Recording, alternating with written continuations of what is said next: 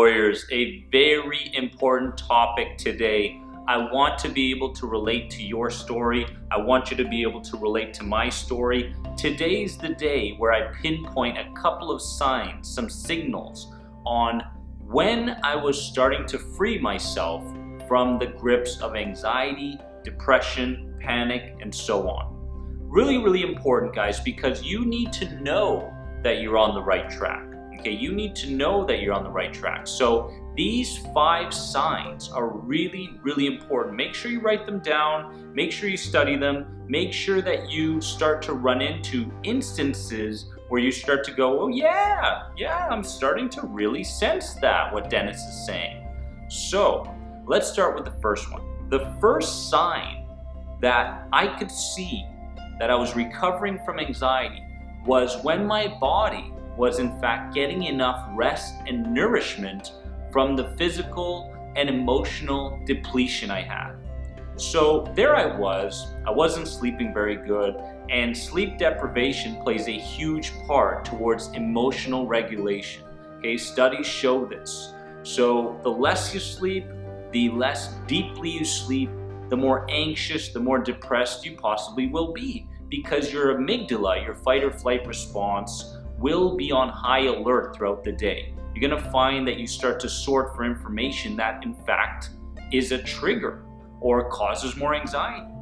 So I started to go, my God, I'm feeling a little bit more rested. And because I was feeling rested, my thoughts were much easier to replace. So any lingering thought patterns from the past that said, Dennis, you've got health anxiety, go get yourself checked out. What did your boss just say? What's gonna happen later on? I just kind of went completely vanilla and completely neutral with those thought patterns because I gave myself the rest. So I urge you to work a couple hours less. I urge you to check your to-do list and to really eliminate some of those things or outsource some of those things so that you can gain the rest and the nourishment that your system is calling for. It's asking for it. It's saying, please feed me the good stuff. You are a Ferrari. You are a Ferrari. You would never put unleaded fuel in a Ferrari. You'd put supreme fuel. Same thing goes with organic vegetables and fruits and nuts and omegas and probiotics and all these supplements. Really important that you do what you can to give back to your system. Number 2, when my fearful thoughts, no longer sent me into an anxious cycle. So there I was, going about my day, and I would start to get some thoughts. I would start to go, what I have to anticipate some anxiety later on because that's what I'm programmed to do at this time of the day. So there it was. It was like if it was related to health concerns, I had a headache, automatically I started to create a link between the headache and a tumor or cancer or something like that. I just overblew everything. But after a while, I started to stop giving those thoughts so much respect. So the connection between rest and nourishment and not falling for those traps that my mind was trying to put me through really came together. I was no longer getting caught up in the cycle. I was no longer adding fear on top of fear on top of fear to the point where I started to feel it in my body, and I started to feel it really, really deeply. I was really, really sensitized. So I turned it to vanilla because I changed a lot of the meanings. I said, well, if I'm going to change a meaning, then I have to find the evidence behind this new meaning because my mind needs the evidence. My mind, who is in fact the bouncer at the nightclub, needs to see that other thoughts can come in. It needs to see that it's safe to go in this direction. So that's what I did. I fed it lots of evidence, and therefore after a while, thoughts would pop up and I no longer gave them the respect I used to. Number 3, when I realized that thinking positive wasn't going to desensitize me by itself. During my anxiety recovery, there was a movie that came out. It was called The Secret, and it basically connected the law of attraction to the movie. And I started to think to myself, okay, law of attraction, I need to really make sure that my thoughts are positive, because if my thoughts are not positive, then I'm going to start attracting into my life these bad circumstances. I'm going to get more of what I truly don't want. So there I was like, law of attraction, think positive, think positive. And little did I realize that I was, my mind was confused. It was like, okay, well, you're feeling like crap, okay? You've got no energy. In your mind, the world hates you. Your future looks like crap, and yet you're thinking positive? It didn't make any sense to my mind, and therefore I didn't feel any better. I needed to understand that rational thinking, optimistic thinking, positive thinking was grouped together. I needed to make sure that I was taking care of the memories. You can think as positive as you want, but if you still see yourself as someone who's, is weak or never going to be good enough or going to be living with anxiety forever because your dad did, then guess what? It doesn't matter how positive you think. You have to go back and change those memories. You have to alter the way you see those memories, because every time we visit a memory, it changes. So why not go back and consciously start to see it differently and gain the lesson from it? Therefore, our feelings will change. So understand that in my recovery, I said, you know what? Positive thinking is good and all, but it's not really supporting me on my recovery from anxiety. I need to make sure I have a method.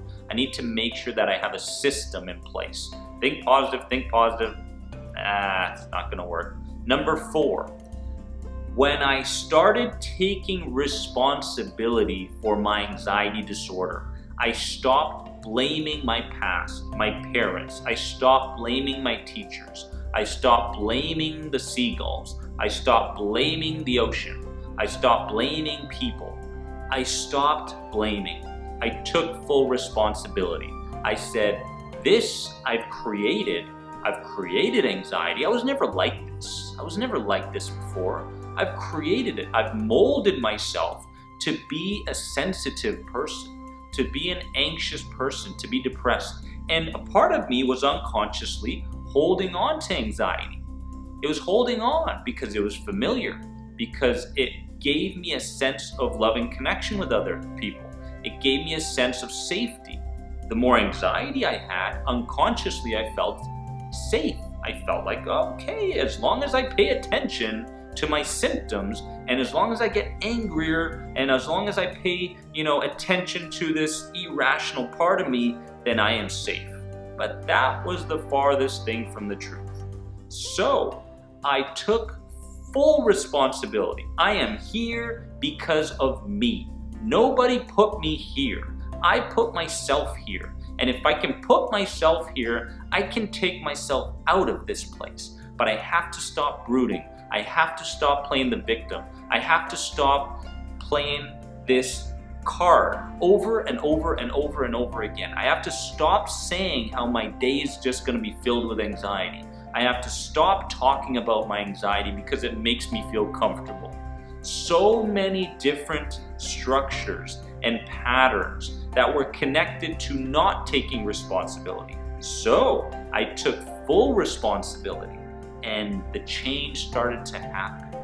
I said, I'm responsible for my words, not what somebody does, not what happens in the outside world. I am responsible for my feelings, not what happens in the outside world. It's all on me.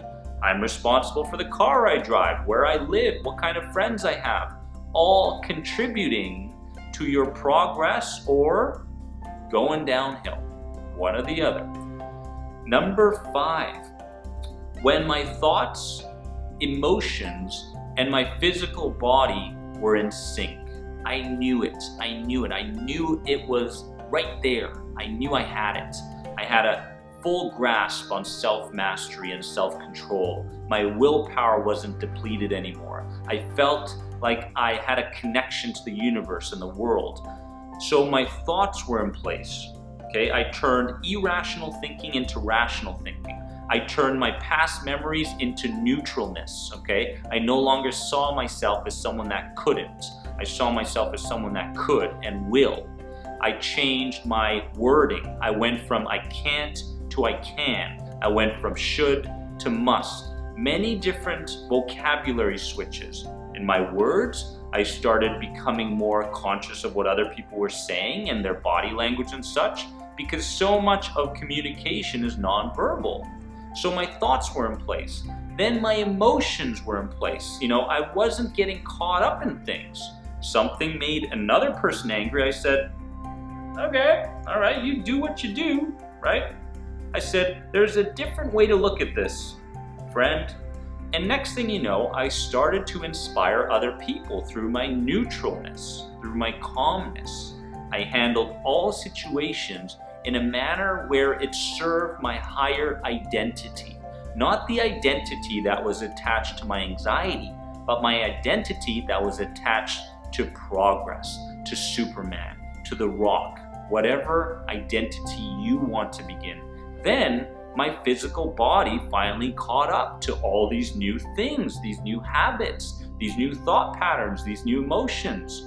My body started to overcome the depleted state, and it gave me a sense of Zen, peace, inner peace, which was beautiful. I loved it. I said, oh my goodness, it took a couple of months for me to commit, but my body is finally catching up. And when my thoughts, emotions, and physical body all felt in tune, beautiful things started to happen in my life. I started to attract people, circumstances, everything into my life. That was fantastic. So I want you guys to take this top 5 list and run with it. Really nail it down. Write down a couple of these things. See if some of these signs are coming into your own life. And when they do, understand that you are more than anxiety at that point, and you are progressing beautifully. You are. Just make sure you fully understand, because you cannot progress, you cannot overcome anxiety without first understanding anxiety, without first understanding how your mind, body, emotions connect to each other, and your subconscious mind and how it plays a big part. Okay guys, I love you so very much.